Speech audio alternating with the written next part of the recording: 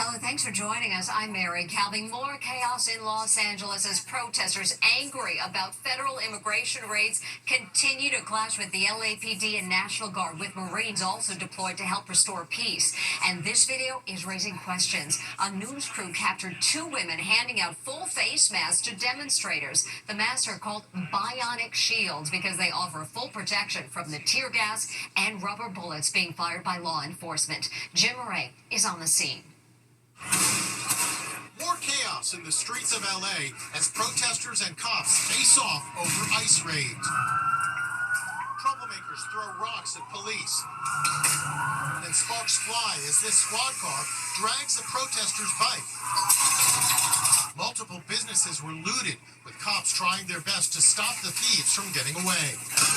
Here, glass bottles are thrown at law enforcement. Cops respond and fire off non-lethal foam projectiles. And this allegedly stolen Tesla Cybertruck is covered in graffiti and doing donuts as a crowd cheers it on. Today there's mystery over this: high-tech face masks being handed out from the back of a pickup truck and distributed to protesters. We got our hands on one. They're hard to find because they're in short supply. They're called the Bionic Shield, and they provide full protection for face and eyes. Just what a rioter would want when going up against cops. Secretary of Homeland Security Kristi Noem, a.k.a. Ice Barbie, is responding to the violent protesters with this stern warning. The more that people conduct violence against law enforcement officers, boy, we're going to hit them back, and we're going to hit them back harder than we ever have before. President Trump is repeating his claims that sending in the National Guard and Marines was the only way to keep law and order in Los Angeles. If we didn't get involved, right now, Los Angeles would be burning. We have people with big, heavy hammers pounding the concrete and pounding curbs. They were throwing it at our police. They were throwing it at our soldiers. Governor Newsom fired back, posting these images of soldiers sleeping on the floor, telling the president, "You sent your troops here without fuel, food, water, or a place to sleep." And this was the scene today as a convoy of 700 Marines rolled into Los Angeles. This is just absolutely unnecessary. People have asked me, what are the Marines going to do when they get here? That's a good question. I have no idea. This was not needed. And the reporters covering the mayhem live say it's like being in a war zone. They often find themselves in the line of fire. One even landed in the hospital after getting struck in the leg by a projectile. Les Trent has details. They're in harm's way. A news photographer is carried to safety after being hit by a projectile covering the LA riots. Camera, where's this camera? I spoke to freelancer Nick Stern from his hospital bed following surgery on his injured leg. Nick, how you feeling? Pretty rough. Turns out this device was 3 inches long by about an inch diameter, totally embedded in my leg. That's huge. Yeah, it's not nice. There's also growing anger today over that headline-making moment when an Australian TV reporter was hit by a rubber bullet. The rubber bullet appears to come from this officer. How is it okay for your police force to be firing at unarmed Australian journalists? This Aussie anchor is calling for an investigation, although he conceded that LAPD is in a horrendous situation. The incident was maybe one of three things. A moment where an LA officer so thought his life was in danger, he needed to discharge his weapon. An incompetent warning shot. Or the act of a coward. Either way, it needs to be properly investigated. This New York Post photographer was hit in the forehead by a rubber bullet. Toby Canham also went to the hospital. You stop to think that if that was 3 inches lower, could have taken an eye out? Absolutely. I could have very well lost an eye. And CNN's Jason Carroll found himself being detained by cops live on air. Wait 1 second, John. Hold on. I want to. Jason, what's going on? I hear you. Am I seeing Jason Carroll being? What happened, Jason? I'm being detained. I'm being detained, Laura. I'm not being arrested. Correct, officers? Did you hear what he told you? No. We're letting you go, but you can't come back. Right? Okay. Carroll was soon back live explaining what happened. I had my hands behind my back. They did not put me in zip ties, but they did grabbed both of my hands as I was escorted over to the side. They said, "You are being detained while we lead you out of this area." What happened, Jason? President Trump is warning if anyone disrupts his birthday military parade this Saturday, they will be met with, quote, very big force. A doorbell camera captures a nanny in distress while taking care of 3 children. She was attacked with bear spray by a home invader wearing a mask. And the home targeted wasn't just any home. It reportedly belongs to Grammy-winning singer Macklemore. Here's what happened. Help, please! A nanny, still in her pajamas, desperately bangs on a neighbor's front door. Police say she's the victim of a home invasion robbery. Help, please! Check out the stain on her shirt. The intruders allegedly doused her with bear spray, used to ward off wild bears. The nanny reportedly works for rapper Macklemore, taking care of his children. They were fast asleep during the robbery. Macklemore, whose real name is Benjamin Haggerty, wasn't at the home. He was on tour in Ireland. Cops say the 2 men entered the gated home in Seattle through an unlocked patio door. According to the police report, one suspect sprayed the nanny with bear mace and then yelled, "Where are the jewels?" And then the nanny started screaming. One intruder pinned her against a wall, holding her mouth shut. She bit onto his hand hard, allowing her to escape to the neighbor's house. Help, please! Police found the bear spray and an item of clothing by the back of the house, and a witness reported seeing a man wearing all black running from the scene.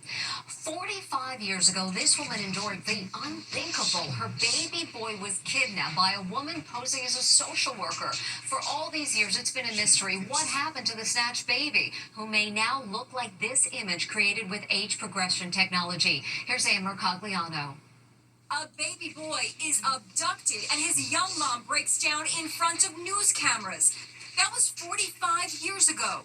Growing up, I remember when my mother first told me about him and that horrible day. Every time she talked about it, it was as if it just happened. Today, there are renewed efforts at finding that missing baby, Kevin Verville. He was born 45 years ago this Saturday on June 14th. His sister spoke at a press conference today where the Center for Missing and Exploited Children released this image of what Kevin might look like today. This is a likeness. This is not what we're saying Kevin Verville Jr. looks like today. It's possible he looks something like this. So the intent is to spark recognition. It's also hoped that this new sketch of the woman who took baby Kevin all those years ago might lead to Kevin's discovery. The kidnapping happened on July 1st, 1980 in Oceanside, California. I really love the baby.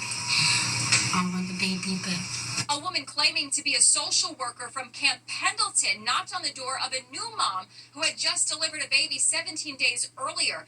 The social worker said she was there to give free formula and diapers. All the new mom had to do was get in the car with her baby. What happened next was a nightmare. The kidnapper sped off with baby Kevin in the car seat. Kevin's aging father also begged for help finding his long-lost son. They hope Kevin is watching.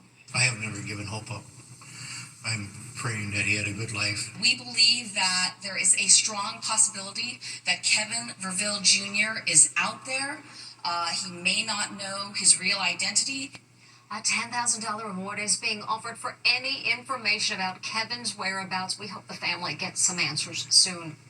There's something moving behind this bedroom wall. It's also making a very loud noise. There was only one thing to do, cut into the wall to see what it is. Allison Hall tells us what they found. Something's lurking behind the bedroom wall. She can hear it. And a heat sensor reveals the outline. What is that thing? Time for the power tool. She drills holes in the drywall, then uses a saw. And when she removes the wall... Just a casual beehive in your bedroom. Yep, it's bees. A giant hive of bees. It's huge. I don't want to sit on the ground because I don't want the bees to go under the bed. But there's one little gal she still needs to find. She reaches into the hole and look who comes out. The queen. She's so little. Teeny tiny queen. If you think this brave woman knows what she's doing, there's a reason. Welcome to my office. Alicia Bixler is a professional beekeeper in St. Petersburg, Florida, whose social media is filled with her getting rid of bee infestations in homes. But this day had her really busy.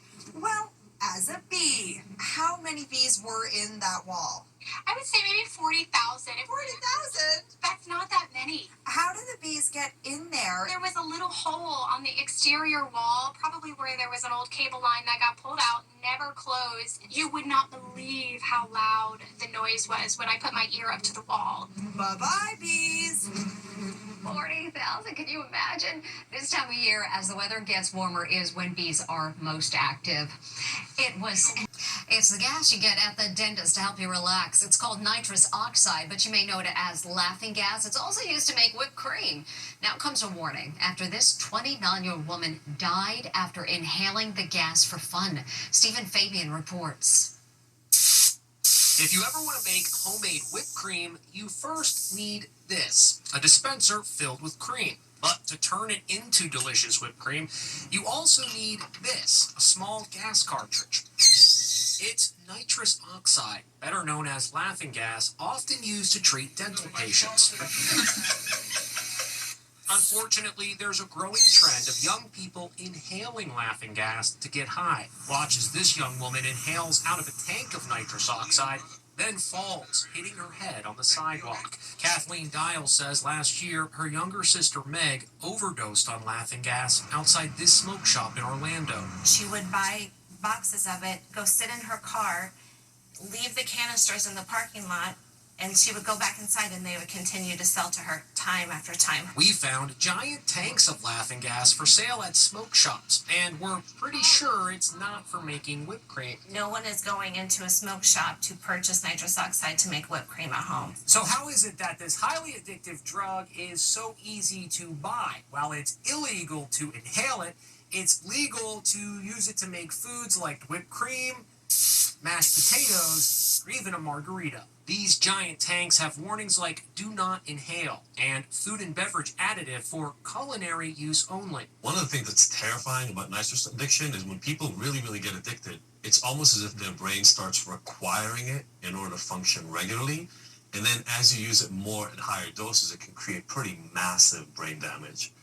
Meg Caldwell's family is now fighting to stop the sale of nitrous oxide and is suing Galaxy Gas and the smoke shop where Meg overdosed. The smoke shop denies wrongdoing, and the makers of Galaxy Gas did not respond to our requests for comment.